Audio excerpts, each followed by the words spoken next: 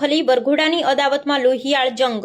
મોટી ઘટના. એક જ જ્ઞાતિના બે જૂથો વચ્ચે ખેલાયો જંગ. ગામમાં ભારેલા અગ્નિ જેવી સ્થિતિ. ગામ ગજવ્યું. વરઘોડો કાઢવા જેવી બાબતે થયેલી તકરારે ધારણ કર્યું ઉગ્ર સ્વરૂપ. સામસામે પથ્થરમારો અને હુમલામાં અનેક લોકો લોહીલુહાણ. ઈજાગ્રસ્તોને તાત્કાલિક હોસ્પિટલ ખસેડાયા.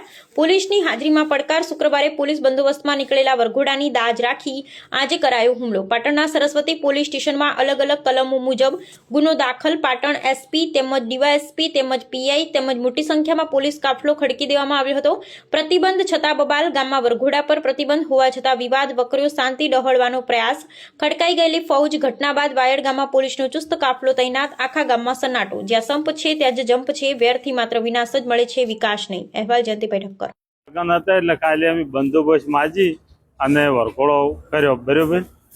એટલે કાલે કોઈ લોકો આગા ના થયા.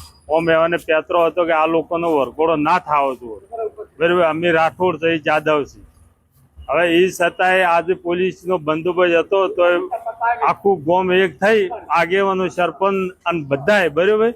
અને છોકરાને હંકારી મેલ્યા અને પછી અમારે જે જોઈને માતાજીના મંદિરે પહોંચી અને સોફેરથી આવ્યા. હવે અમારે 10, 15, 20 જણાનું ઘરનું પરિવાર હતું, બરોબર.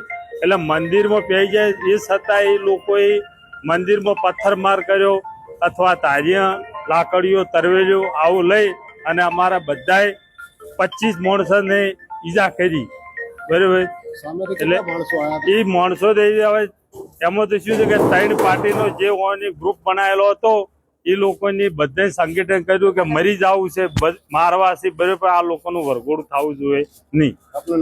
આપણું નામ બચસિંહ ગગુજી. હાલ પોલીસ બંદોબસ્ત ચાલુ? હાલ પોલીસ બંદોબસ્ત હતો પણ પોલીસ વાળાથી કોઈ કાબુમાં નથી રહ્યા, બરોબર.